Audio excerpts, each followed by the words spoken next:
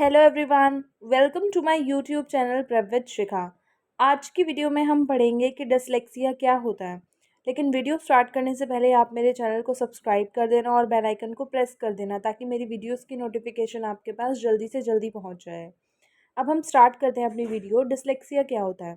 Dyslexia is a learning disability commonly characterized by reading struggles. मतलब ये एक learning disability है। डिसेबिलिटी है किस तरह की? लर्निंग में डिसेबिलिटी जिसमें कि हमें स्ट्रगल करना पड़ता है रीडिंग करने के लिए, मतलब हमें रीड ढंग से नहीं कर पाते हैं इसमें।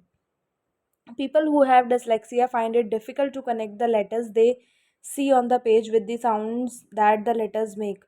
मतलब जो भी लोग होते हैं डिसलेक्सिया वाले, मतलब जिनको ये डिसेबिलिटी होती है, उन्हें कनेक्ट करने में लेटर्स को प्रॉब्लम होती है, लेटर्स मेक करने में प्रॉब्लम होती है। As such they often have difficulty blending letter sound to form words and may have trouble with learning to read spelling and reading fluency.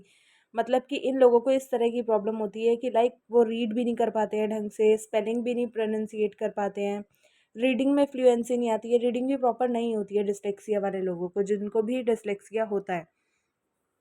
However, there are other features of dyslexia aside from reading difficulty, but लेकिन कुछ और चीज़ें भी हैं dyslexia के अंदर reading के अलावा, रीडिंग डिफ़िकल्टी के अलावा।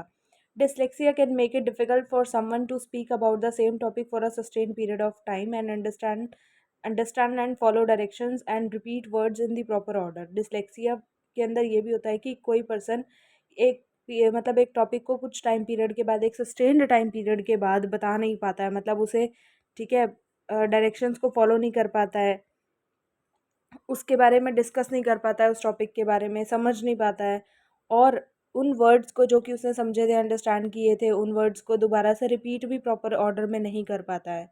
It can also make it challenging for someone to express ideas in an organised way. और ये कई बार बहुत चैलेंजिंग हो जाता है किसी के लिए कि वो अपने आइडियाज़ को एक्सप्रेस करे सही तरीके से, क्योंकि वो नहीं कर पाते हैं डिसलेक्सिया डिसेबिलिटी की वजह से।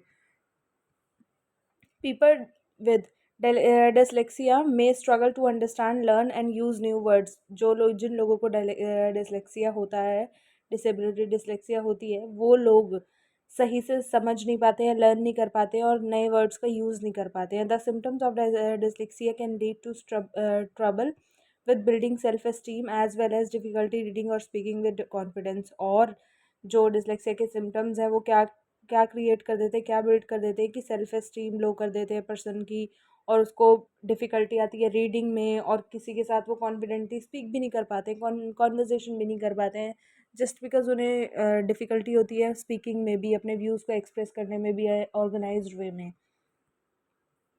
Importantly, people with dyslexia do not have below average intelligence. It is just that they have trouble with reading।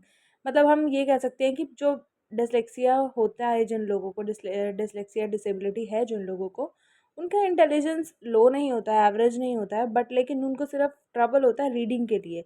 Dyslexia is most commonly learning disability affecting 20% of the population. और आज के time में क्या देखा जा रहा है कि हमारी पॉपुलेशन में से 20% पॉपुलेशन को डिसलेक्सिया डिसेबिलिटी होती है।